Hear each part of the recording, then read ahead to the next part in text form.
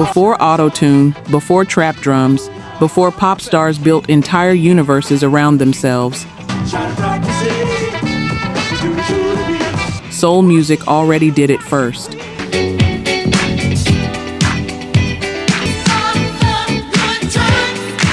Ten songs, 10 years ahead of their time, and by the end of this list, you'll never hear modern pop the same way again. Then I spent so many nights thinking how you did me wrong. I learned how to get along, and so you're back. Welcome back to Soul Letters.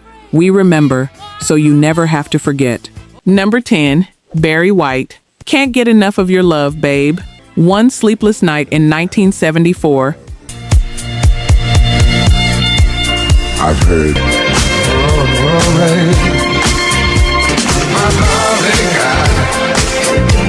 A struggling songwriter couldn't stop thinking about his wife. He got up, sat at the piano, and wrote her a love letter set to music. Half sung, half spoken, wrapped in 40 strings. That man was Barry White, and the song became the only #1 solo hit of his career. I don't know why.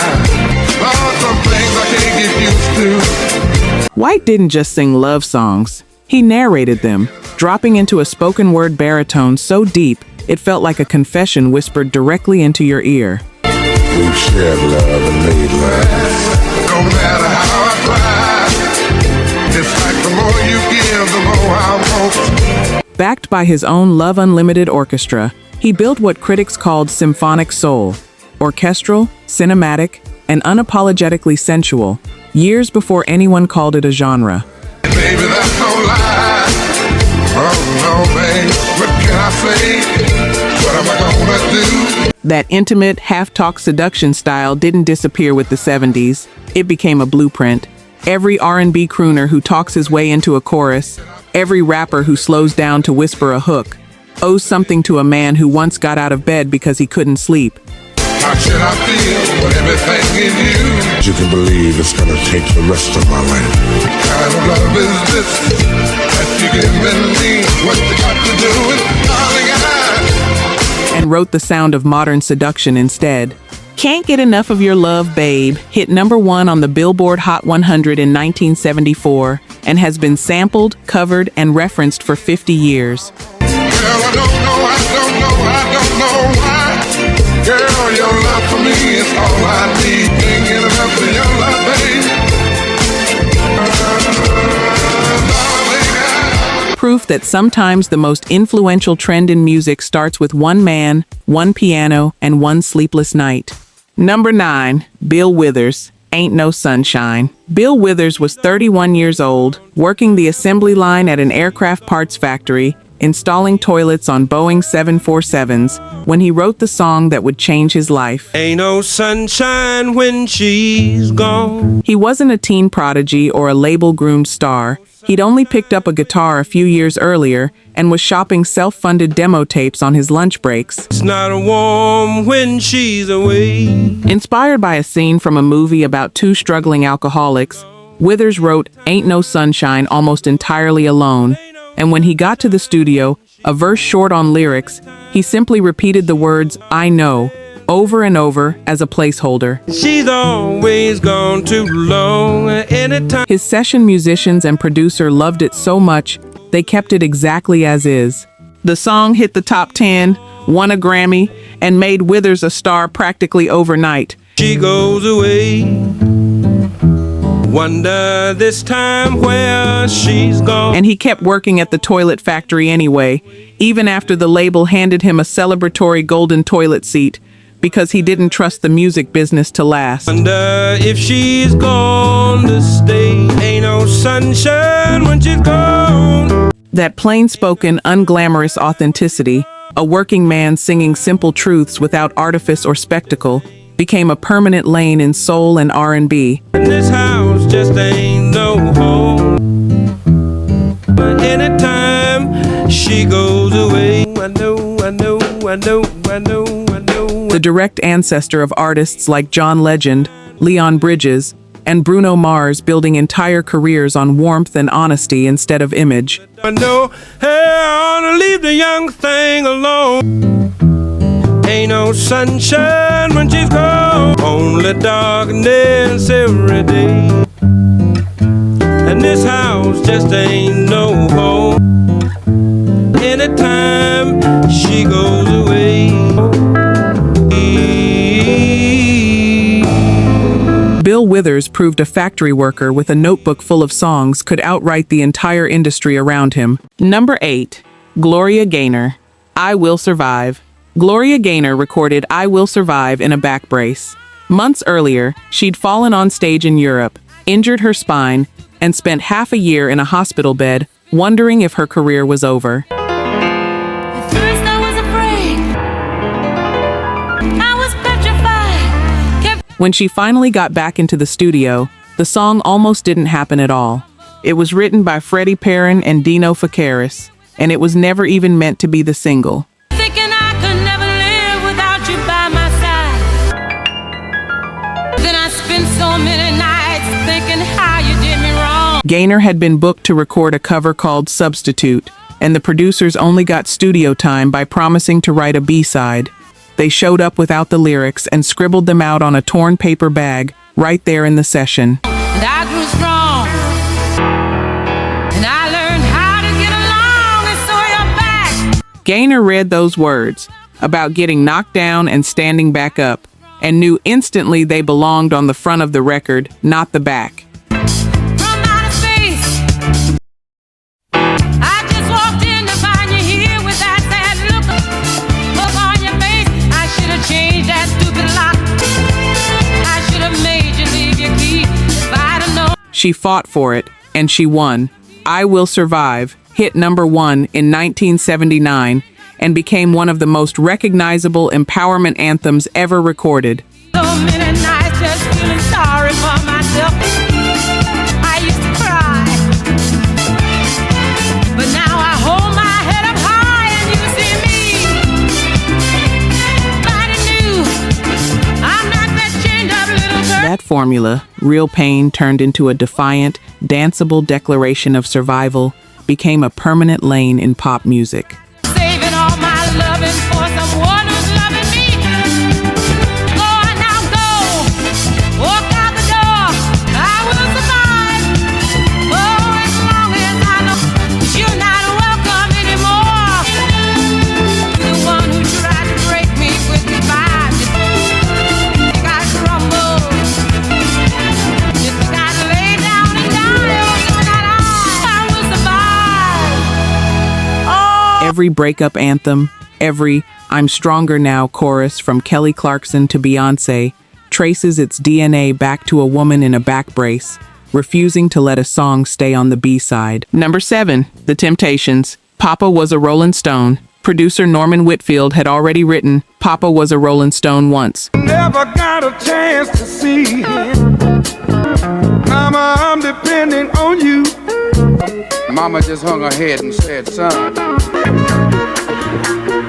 Papa was a rolling stone. For a lesser-known Motown act called The Undisputed Truth, and it barely made a dent on the charts. So he did something almost nobody in pop music had dared to try. He handed the song to The Temptations and blew it out into a nearly 12-minute cinematic epic. Wherever he laid his hat was his home. Only left us for the long.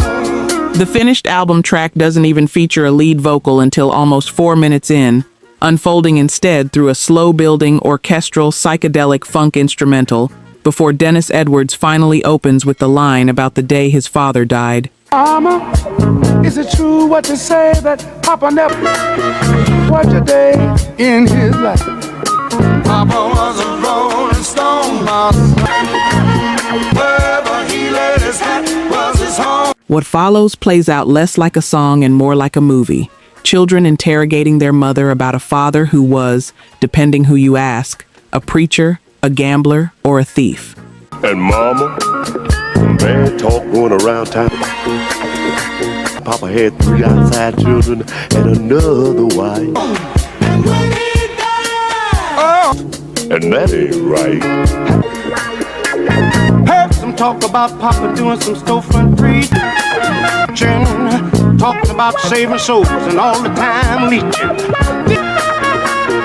in that and stealing in the name of the Lord. Even the radio edit ran a staggering 7 minutes, making it one of the longest #1 singles in chart history, and it went on to win 3 Grammy Awards in 1973. Hey mama, I heard Papa call himself a jack of all trades. Tell me, is that folks say Papa would beg, borrow, steal? Hey mama, folks say Papa never was, spent most of his time chasing women and drinking. That willingness to let a song breathe as a full narrative, patient and unafraid of silence, became the direct ancestor of hip-hop's long-form storytelling tradition. Well, well, well, well. The character-driven, verse-by-verse revelations you hear in tracks by Kendrick Lamar and Eminem's Stan.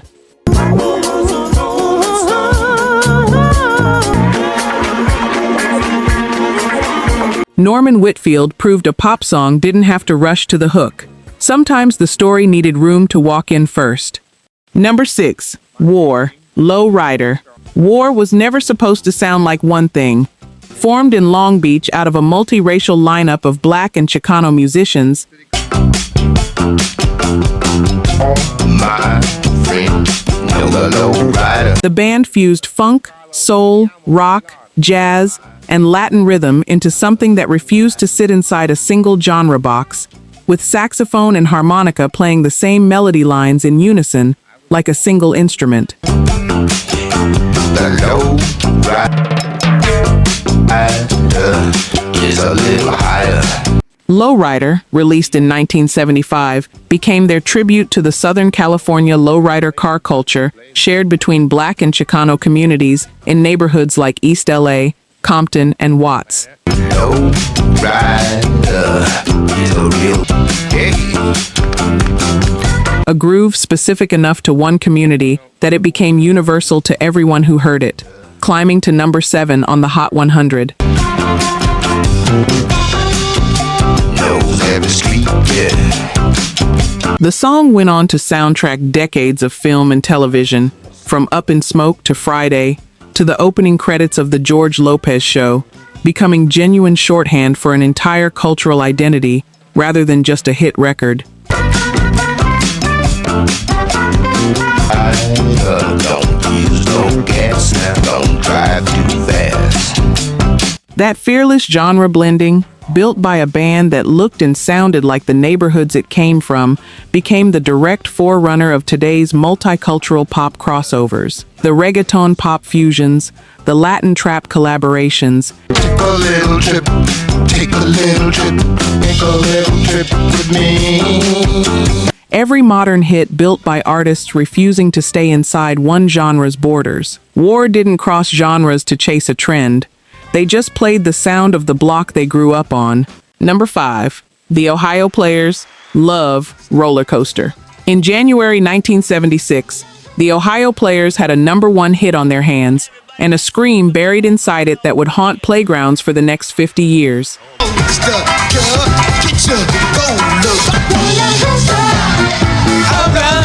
At the 2:32 mark of Love Roller Coaster, a sudden, piercing shriek cuts through the groove, and almost immediately, a rumor started spreading that it was the sound of a real murder caught on tape.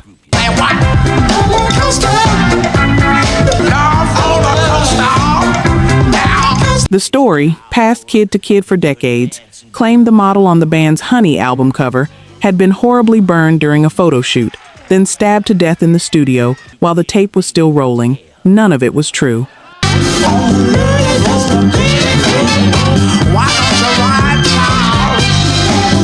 The scream was simply bandmate Billy Beck, added for excitement.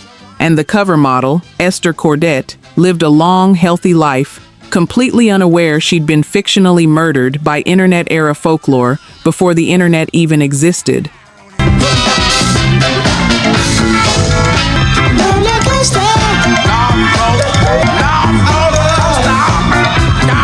The band never denied the rumor. Why would they? A DJ had accidentally handed them the most effective marketing campaign of their career, and record sales only grew as the legend spread neighborhood to neighborhood, completely for free.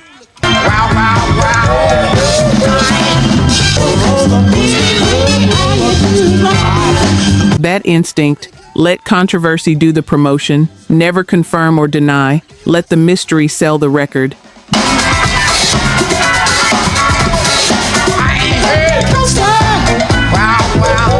became the exact playbook modern pop stars use today, from shocking album covers to manufactured internet scandals designed to trend before a single verse gets played.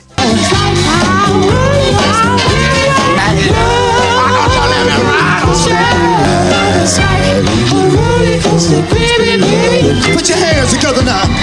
Can you feel it? The Ohio Players discovered the power of viral marketing decades before anyone had a word for viral. Number 4, Earth, Wind and Fire, Shining Star. Maurice White wasn't just building a band, he was building a mythology. Earth, Wind and Fire's live shows became legendary theatrical spectacles. Listen.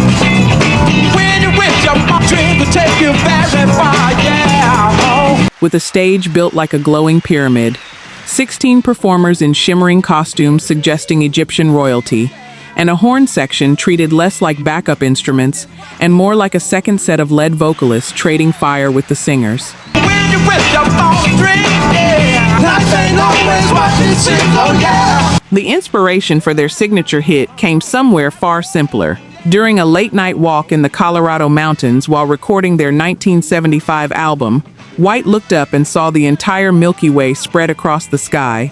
The sky's so very big, yeah, Lord, wow. You shine star. Close enough, he said, to reach up and grab a star. He brought that feeling straight back to bandmates Philip Bailey and Larry Dunn, and within days they had Shining Star. The song shot to number 1 on both the Billboard Hot 100 and the R&B chart. The only single in the band's career to top both, carried by that massive, blazing horn section and Bailey's soaring falsetto reaching for the peak of the melody.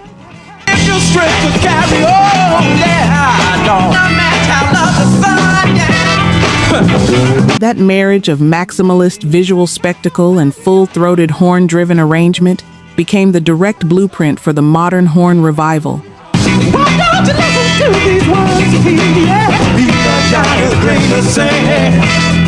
Bruno Mars and Silk Sonic building entire albums around exactly that sound, and countless pop acts since borrowing the idea that a horn section can hit as hard as any guitar riff. Try to stop, but you to see. Come on, put your life. Try to stop. Put your life. Maurice White looked up at the stars one night and built an empire around the feeling. Number 3, Marvin Gaye, What's Going On. Marvin Gaye almost wasn't allowed to release What's Going On at all. Motown boss Berry Gordy hated it. Mother, mother. He thought a protest song about police brutality, war, and poverty had no place on his label, and he shelved it. There's too many of you crying, brother, brother, brother. Gaye refused to record anything else until it came out. The song had grown from a real moment. Ronaldo Obi Benson of the Four Tops witnessed police violence against anti-war protesters and brought the idea to Gaye. There's far too many of you dying. You know we've got to find a way to bring some loving. Hey. Who reshaped it into something deeply personal, layered with the ache of his own brother's return from Vietnam. Gordy finally released it, and it became Motown's fastest-selling single at the time. Father, Father, we don't need to escalate. Proof that soul music could carry real social weight and still dominate the charts. Gaye followed it with a full concept album, connecting every track into one unbroken statement about the state of the world. Picket lights, picket signs, punish me, brutality, talk. That idea, the pop album as a single, unified political and emotional statement, rather than just a collection of singles, What's going on? Hey, what's going on? became the template for Kendrick Lamar's To Pimp a Butterfly, Beyoncé's Lemonade, and every artist since who's used the album format to say something bigger than a hit song. Brutality. Talk to me, don't wanna know what's going on. Oh, to bring some understanding. Marvin Gaye had to fight his own label just to prove it could be done. Number 2, Chic, Good Times. In 1979, Nile Rodgers was standing on a New York dance floor when he heard something strange. I think I want to live the sporty life. Must put an end to the stress and strife. Good time. His own bass line, from his own song, playing underneath a track he'd never heard before. A DJ was spinning a record he'd just bought that day, and it was built entirely around Bernard Edwards' iconic Good Times groove. Please. String stabs and all. That record turned out to be an early pressing of Rapper's Delight by the Sugar Hill Gang, recreated in the studio note for note by session musicians, because the technology to actually sample a record didn't exist yet. Rodgers was furious. He and Edwards threatened to sue, and the case settled with both of them receiving full songwriting credit on hip-hop's first mainstream hit. The days are here. Good time. The time is right for me. Let's get together. How about a 9:45? Good Times had already hit number 1 on its own, but its real legacy wasn't the chart position. It was proving that a groove could be lifted whole, rebuilt, and turned into an entirely different genre. Come tomorrow, let's all do it again. The time is right for making friends. Better let them have it. Girls will be girls. Happy days are here. I think I want to live the sporty life. Rodgers has called it the only time in his career he ever resisted being sampled. That moment, a disco bass line becoming the literal foundation for a rap record, set the precedent for the entire sample-based culture that built hip-hop and It's getting late. Good time. Time marches on. Just can't wait. The clock keeps turning. Why hesitate? We want the best. We won't settle for less. You silly fool. You can't change. eventually most of modern pop production. Nile Rodgers didn't win his lawsuit by silencing the practice. He won it by getting credited as one of its founding fathers. Number 1. Aretha Franklin, Rock Steady. By 1971, Aretha Franklin didn't need anyone else to write her hits. She sat down and composed Rock Steady entirely herself.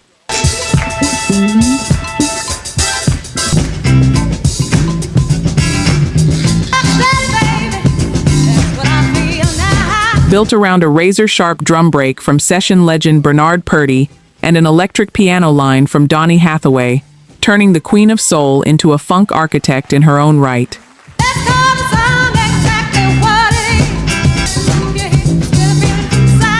The song climbed to number 9 on the Billboard Hot 100, a solid hit, but nothing that suggested it was about to become one of the single most important source records in hip-hop history.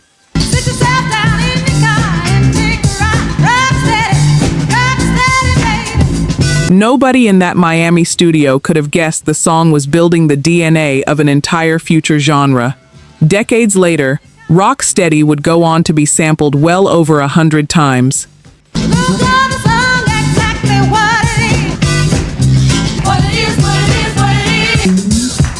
Public Enemy's Bomb Squad tore Aretha's Holler apart to build the chaos of Night of the Living Bassheads.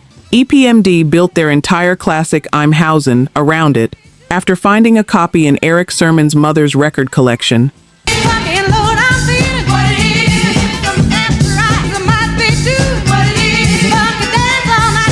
Dr. Dre wove it into The Chronic, and Jay Dilla returned to it not once, but twice, for 2 completely different beats.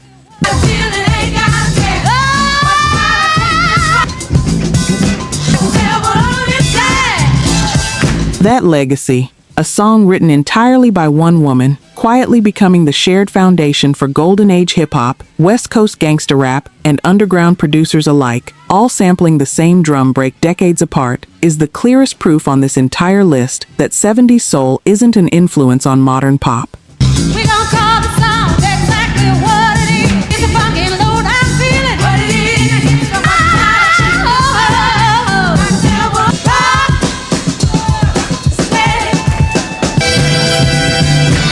Funky load, I'm feeling what it is. From left to right. It's the actual bedrock underneath it.